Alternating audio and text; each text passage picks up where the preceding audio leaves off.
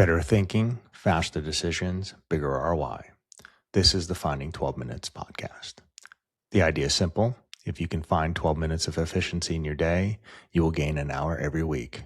And that changes how we work.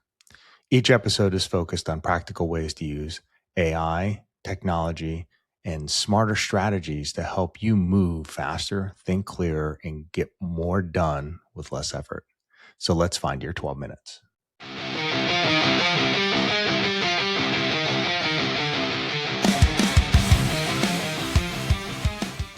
Welcome to the second episode of Finding 12 Minutes.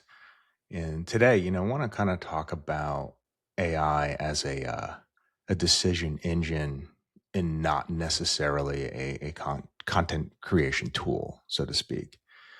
I think when AI hit the mainstream, so go back 2023, we were sold on this idea of creation. And the fascinating thing about that is that, like when the tool did come out, ChatGPT was the first one out the gate. It was all around, writing and creating images and doing these things. Now, it didn't really kind of create good images early on, but we were kind of sold on this concept of that it does all this great creation. It can write, it can rewrite, it can do all these things. And it impacted the marketing and sales folks, I would say, more immediately, say, than other areas, say like finance or HR, or even legal in some ways.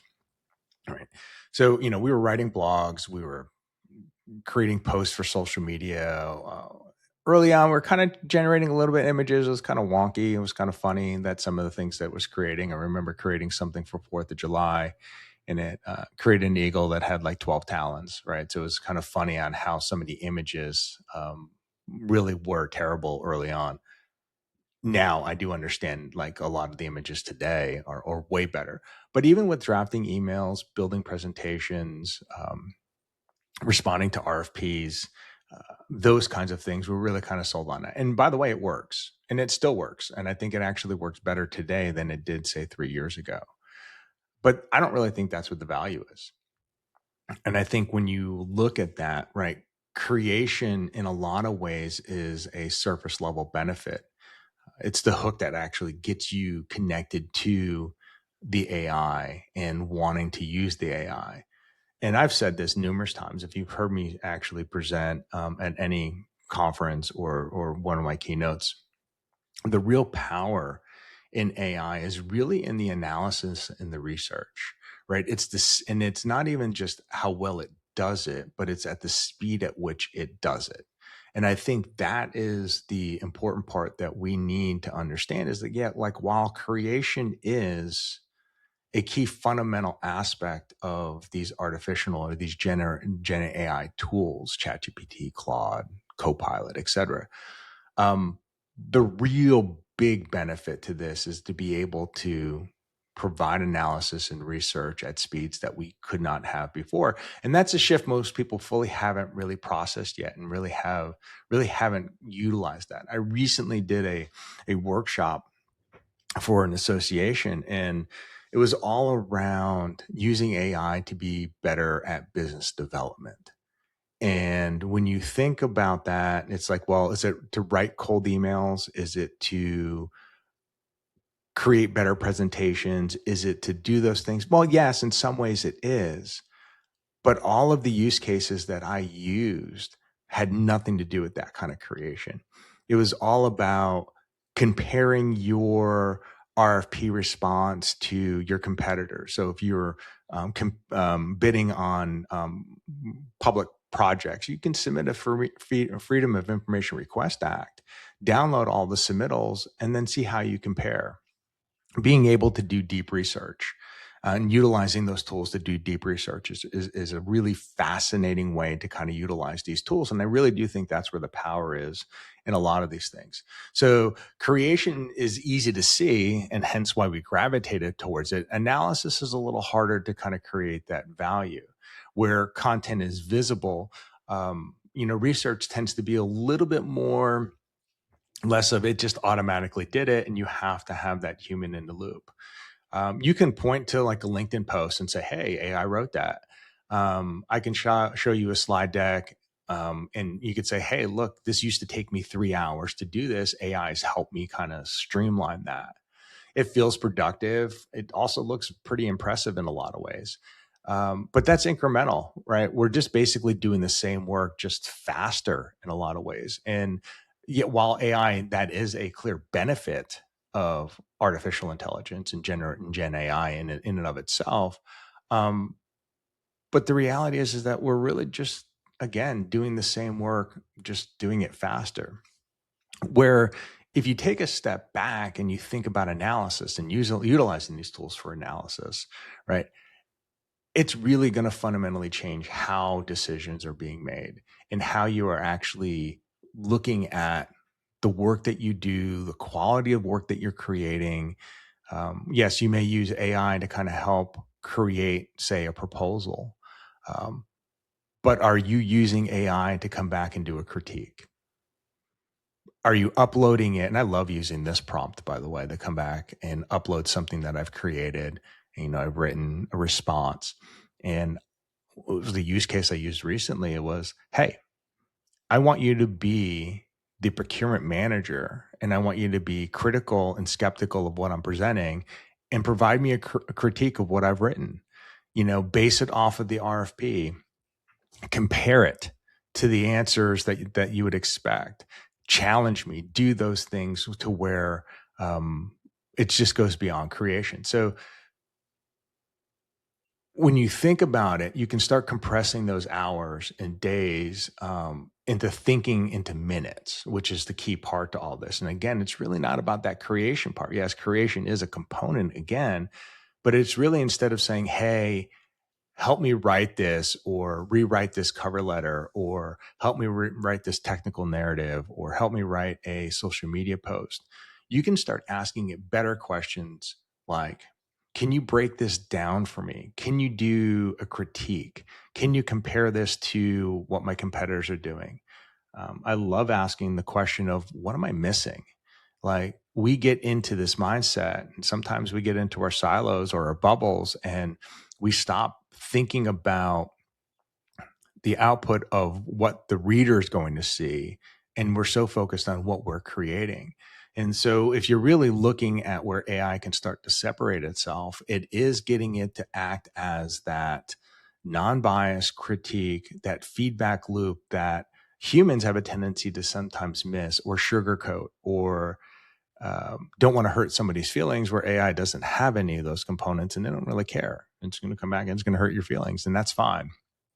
So when you think about that, this is where AI really, really starts to separate itself, and it's going to make things different for us if you start looking at it from the perspective of less of creation and more of that devil on your shoulder, just kind of playing that devil's advocate of like, is this good enough? Am I creating something that's good enough? And where do I need to go with this? How do I need to improve it? Uh, so the human in the loop piece never really changes. And what you find is that you can use AI to help augment some of the creation on the front end, apply the human dynamic to that, and then use the AI to come back and say, okay, help me pick this apart. Tell me where I'm deficient. Tell me where I'm the weakest. What am I doing that's not answering the questions? If my result is to get more people to download a white paper off of LinkedIn, is this really accomplishing that goal? Is the call to action strong enough? And have the tool really kind of be that critique that helps you actually improve what you're creating, whether it's human created, or AI created. What you want to do is use the tool to kind of help kind of clean that up. And comparison is great. Find other examples and say, how does my content that I created compare to something else?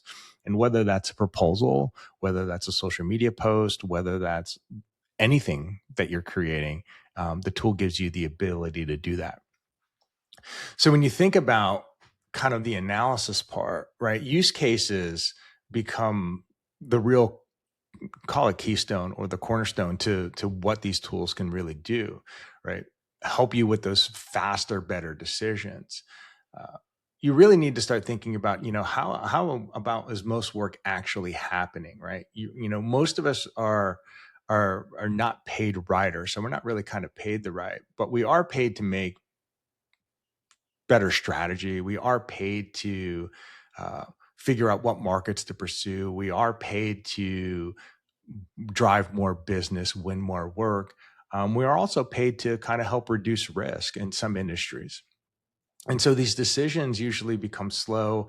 The inputs are scattered. We kind of move around a lot. And some of us don't have necessarily enough experience around some of these things. So these tools can help augment that.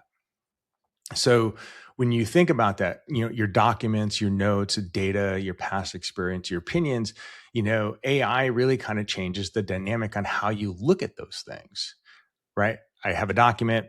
I need AI to help me analyze it. I have meeting notes. I need AI to help me summarize that. I have large swaths of data.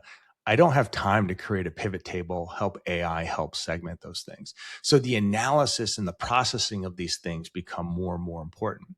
So when you think about that and the dynamic changes, right, the layers then become around synthesizing information, identifying patterns, identifying trade-offs, and then more importantly, really highlighting the gaps. While it's not perfect, right, it's all about, being able to move faster than you move today.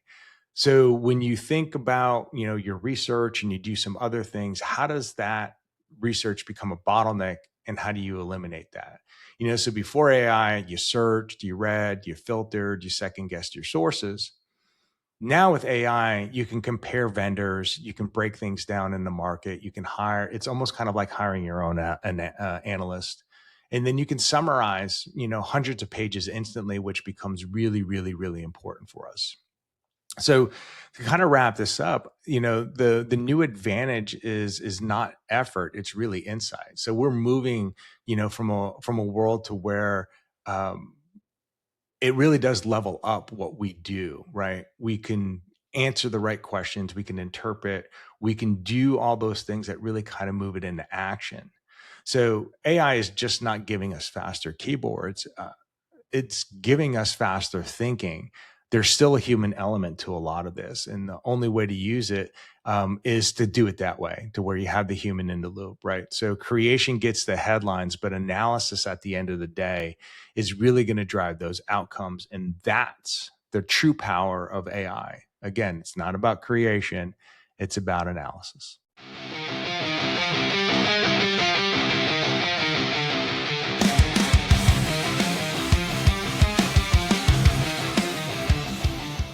And that's your 12 minutes. If you found value in this, share it with someone who needs to work smarter, not harder. And remember, small efficiencies compound. Find 12 minutes a day and the results take care of themselves. I'll see you in the next episode.